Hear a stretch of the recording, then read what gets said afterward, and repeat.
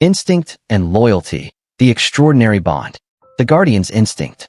Riverdale, Oregon sat nestled between ancient pines and the winding curves of the Cascade River, a postcard-perfect town where maple-lined streets connected quaint storefronts and colonial homes. With a population just shy of 5,000, Riverdale prided itself on its spectacular autumn colors and remarkably low crime rate. For the latter, residents had Sheriff Daniel Morgan and his four-legged partner to thank. Sheriff Morgan had served Riverdale for nearly 2 decades, the last 6 alongside Andy, a German shepherd with intelligence that bordered on supernatural. Together, they formed an unbeatable team, the seasoned lawman with crow's feet at the corners of his eyes, and the shepherd with a coat like polished obsidian and amber eyes that missed nothing. The shepherd had earned his reputation through impressive feats that had become local legend. Andy had once tracked a lost 5-year-old through 4 miles of dense forest during a thunderstorm. He had uncovered 3 separate drug operations in seemingly innocent locations. Most dramatically, he had detected an explosive device planted in the town hall during last year's 4th of July celebration, saving countless lives. The bond between the sheriff and his canine partner ran deeper than mere professional respect. It was a connection forged through shared danger, countless training hours, and absolute trust. Morgan had hand-selected Andy as a young dog, recognizing something special in the shepherd's attentive gaze. On this particular Monday morning in October, Sheriff Morgan parked his patrol SUV behind the Riverdale Sheriff's Department.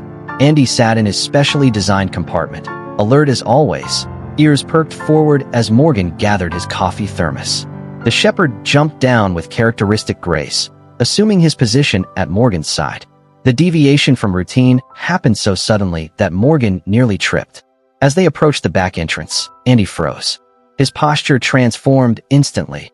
Ears flattened against his skull, hackles rising, a low warning growl emerging from deep in his chest. Morgan scanned the area for threats.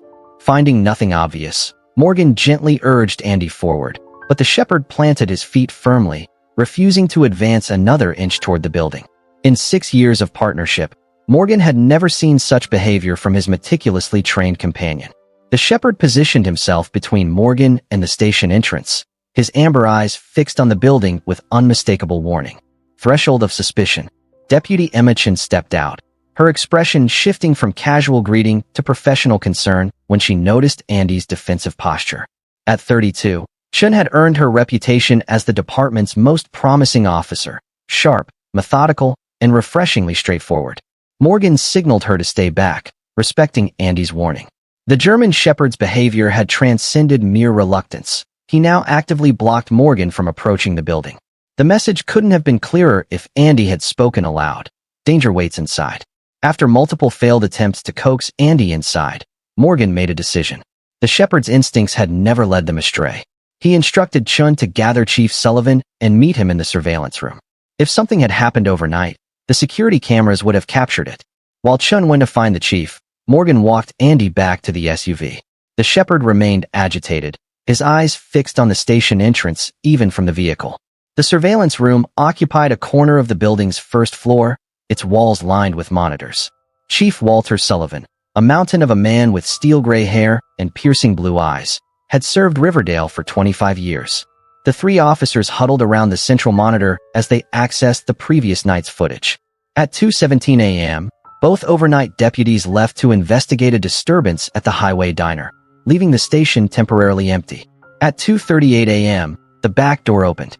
A figure entered wearing what appeared to be a sheriff's department uniform, moving with deliberate purpose through the darkened hallways. The person's face remained angled away from cameras, but their familiarity with the station layout was evident. They proceeded directly to the records room, used an access card to enter, and emerged 11 minutes later carrying what appeared to be a file folder concealed inside their jacket. Chief Sullivan rewound the footage. "Someone with access," he stated grimly. "Someone who knows our protocols and security camera positions." The implications hung heavily in the room. The Riverdale Sheriff's Department consisted of just 12 full-time officers. The breach had come from within. The paper trail. That afternoon, Morgan, Sullivan, and Shun conducted a discreet inventory of the records room. They discovered the missing items: 3 files containing financial documentation related to the downtown renovation project, witness statements from city employees, and a flash drive containing emails between Mayor Palmer and the city comptroller. The downtown project, Sullivan muttered, connecting the pieces. $3 million to revitalize 6 blocks. Construction delays, cost overruns, contractors coming and going. Perfect cover for siphoning funds, Chen added. The whistleblower alleged at least $800,000 had disappeared. Morgan examined the sign-out log, noticing something troubling. According to this, I've accessed these files 5 times in the past 2 weeks. He looked up, his expression darkening. I haven't been in this records room in over a month. Chen studied the entries. The handwriting is similar, but not identical to yours. Someone's creating a paper trail to implicate you. The following morning, Morgan brought Andy into the station through a side entrance, deliberately avoiding the areas that had triggered the shepherd's warning. Throughout the day, Morgan walked Andy through various sections, noting his behavior around different officers. The pattern emerged was telling. Andy remained relaxed around most department members, including Sullivan, Chun, and the administrative staff. When Lieutenant Hayes entered the break room, however, the shepherd's demeanor changed dramatically. His body tensed, his attention locked on Hayes with unmistakable focus. Hayes, the department's second-in-command, had served in Riverdale for 15 years. With his trim build, precisely maintained appearance, and reputation for meticulous adherence to protocol, Hayes had always seemed the embodiment of professional law enforcement. How's he doing today? Hayes asked, gesturing toward Andy while keeping a noticeable distance. Heard he was acting strangely yesterday. As Hayes left, Andy's posture relaxed subtly, a change so slight that only Morgan would have noticed it. The sheriff scratched behind the shepherd's ears, murmuring quietly, "Good boy. You see things we don't you?" Hidden connections. While Morgan and Andy continued mapping the shepherd's reactions throughout the station, Deputy Chun visited the county clerk's office, requesting public records regarding the downtown renovation contracts. Among the documents, Chun discovered something peculiar. 3 of the subcontractors hired for specialized work existed only on paper. Their business addresses led to empty offices or mail drops. Their tax identification numbers didn't appear in state business databases.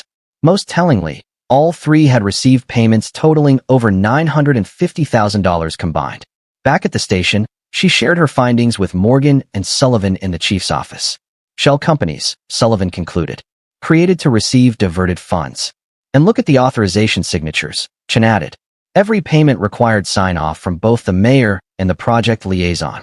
Hayes, Morgan said, the piece is connecting. He volunteered to serve as department liaison to the renovation project last year. Said it would improve police-community relations. As they discussed next steps, a knock at the door interrupted them. It was the department secretary, looking concerned. There's a reporter from the Cascade Times asking questions about missing evidence in the City Hall investigation. She says she has information about internal corruption in the department. The 3 exchanged alarmed glances. Someone was accelerating their timetable. Loyalty under fire. The following morning, the Riverdale Gazette published a front-page story that sent shockwaves through the community. Sheriff under investigation. Sources allege evidence tampering in City Hall corruption case. The article claimed Morgan had removed critical evidence to protect Mayor Palmer and other prominent Riverdale citizens implicated in financial misconduct. The reaction was swift and painful. Residents who had greeted Morgan warmly for years now crossed the street to avoid him. Longtime friends suddenly became too busy for coffee meetups. Even within the department, officers grew hesitant around him, uncertain where truth ended and rumor began. Throughout the growing storm, Andy never wavered. The shepherd stayed closer than ever to Morgan, growling protectively when strangers approached with hostile intent. His unwavering loyalty provided both practical protection and emotional support during the darkest days of Morgan's career. At home that evening, Morgan sat on his porch overlooking the river, Andy lying at his feet. The shepherd occasionally pressed his muzzle against Morgan's hand, offering canine comfort in his own way. "At least I know where you stand," he told Andy, rubbing the shepherd's ears. "Never doubted me for a second, did you?" The ringing phone interrupted the moment. It was Chief Sullivan, his voice tight with urgency. "State police are sending investigators tomorrow based on credible allegations against you. Someone's pulled strings to escalate this." Sullivan had called in a favor. Rebecca Lawson from Internal Affairs in Portland would work with them unofficially until they had enough evidence to bring in the state police on their terms. The watcher in the shadows. Investigator Rebecca Lawson arrived the next morning, her unmarked sedan parking behind the Riverdale Community Church to avoid attention. She reviewed their evidence in silence, occasionally making notes in a leather-bound journal. Impressive work for 3 people operating under the radar, she finally commented. But still circumstantial. We need digital evidence linking Hayes to those shell companies, and we need to trace the money. While Lawson worked her contacts in financial crimes units, Morgan and Chen focused on tracking Hayes' movements outside work hours. The breakthrough came on the 4th day when Chen photographed Hayes meeting with Mayor Palmer in a secluded gazebo. The encounter lasted only 6 minutes, but the body language told a story. Palmer gesturing angrily, Hayes responding with placating motions, an envelope changing hands. The trap was set when Chen managed to accidentally let slip within Hayes' hearing that Morgan had secured evidence from an unnamed source that would exonerate him. That night, security cameras captured Hayes entering the station after hours, searching Morgan's office with increasing desperation. The missing piece. The investigation uncovered a new thread when Lawson's financial industry contacts flagged unusual activity in recently established offshore accounts connected to a law firm linked to Hayes.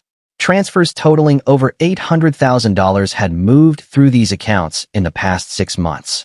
While the financial trail strengthened their case against Hayes and Palmer, they still lacked the physical evidence, the original files and drive that had been removed from the records room. Andy suddenly sat up, ears forward, his attention focused on the window. A moment later, they heard a vehicle approaching on the gravel driveway. It was Deputy Tom Reynolds, looking unusually nervous. When Morgan answered the door, Reynolds stood on the porch, his posture radiating anxiety. "Can I come in, sir? I think I'm in way over my head." Reynolds confessed that Hayes had been blackmailing him over gambling debts from college. "He made me create a disturbance at the highway diner that night. Call it in, make it sound serious enough that both night shift officers would respond." While they were gone, he went into the station and took the files. "And where are those files now?" Lawson asked firmly. "The old paper mill," Reynolds replied. "There's a storage room in the administrative section. Hayes had me help him hide everything there." "Why come forward now?" Morgan asked, studying the deputy carefully. Reynolds met his gaze directly for the first time. "Because Hayes told me yesterday that if things got too hot, he had arranged for evidence to be discovered in your cabin. Said the state police would be serving a warrant soon." He paused, swallowing hard. "I've done some wrong things, Sheriff, but I couldn't let him set you up like that." The mill's secret. The abandoned Riverdale paper mill stood as a crumbling monument to the town's industrial past. As Morgan, Sullivan, Chun, Lawson, and Reynolds approached with Andy leading the way, the late afternoon shadows stretched across the overgrown parking lot. They entered through a service door with broken locks, flashlight beams cutting through the gloom. Andy navigated confidently through the industrial ruins, occasionally pausing to sniff at doorways before continuing. Reynolds pointed toward a door at the end of a corridor. "In there, old personnel records room." Andy suddenly stopped, hackles rising. A low growl rumbled in his chest as he stared into the shadows ahead. Moments later, a figure emerged, Lieutenant Hayes, carrying a waterproof document case. Hayes froze when he spotted them, his expression shifting from shock to calculation. Behind him, through the open door, they glimpsed Mayor Palmer frantically stuffing papers into a briefcase. "Daniel," Hayes greeted Morgan with forced casualness.